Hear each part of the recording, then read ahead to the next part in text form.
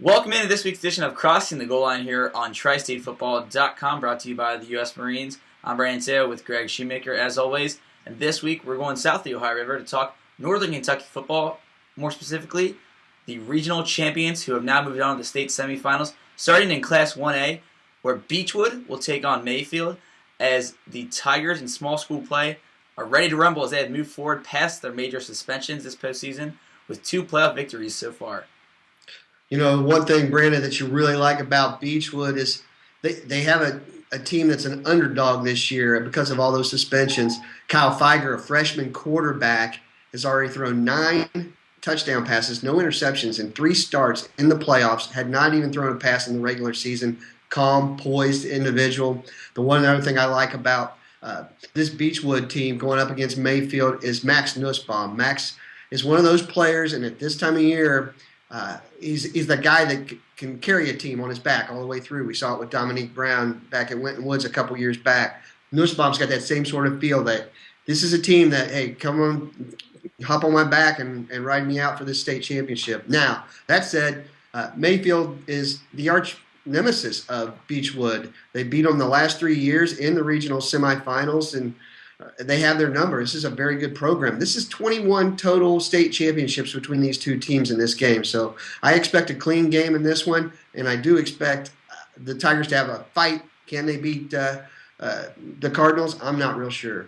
Speaking of overcoming adversity, talk about NewCath, who is now in 2A facing Somerset. They're 9-4 right now, but they started out, the Thoroughbreds did, 2-4 when district play began in November, but they've won out and eventually earned this number 1 seed, and they're going to have their hands full with Somerset this week.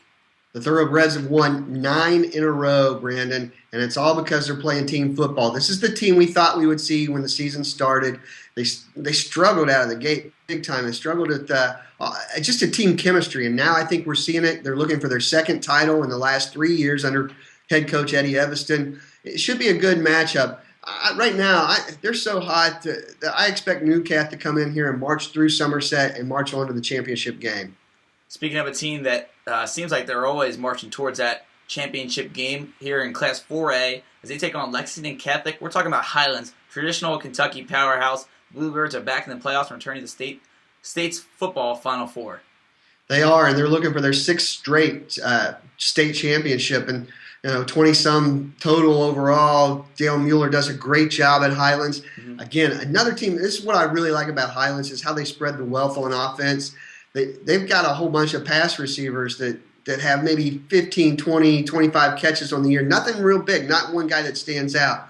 So they get the ball, they spread the wealth. But Zach Harris was a big factor for the Bluebirds down the stretch last year in the postseason. This cold weather is just apt for him to do big things, and he did last year in the finals. I expect the same thing again this year from Zach Harris, and I expect the passing game to be solid like it always is for the Bluebirds, but the running game is really where it's going to win out for Dale and his boys. Speaking of a team with a huge, great offense, passing and running, move up to Class 5A. Great story, a football program that's only been around for 5 years. Cooper is now facing Harlan County in the state semifinals for the first time in their program's history, as they just won their first regional title.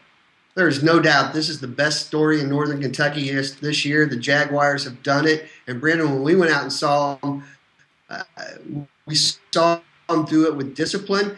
They're a team that believes in their coach. They listen to what their coaches have to say. It's not a deep team by any stretch of the means, with guys like Tyler Morris, Aaron Morgan, A.J. Collins, who's having a great year running the football, especially in the postseason. They play on both sides of the football. So when we look at this team, and we've always talked about depth maybe being a problem. Last week they showed against Franklin County that was not to be a problem. A very impressive win. And I got to say, I like what the Jaguars are doing, and I wouldn't expect anything less than them coming home with no less than a state runner-up.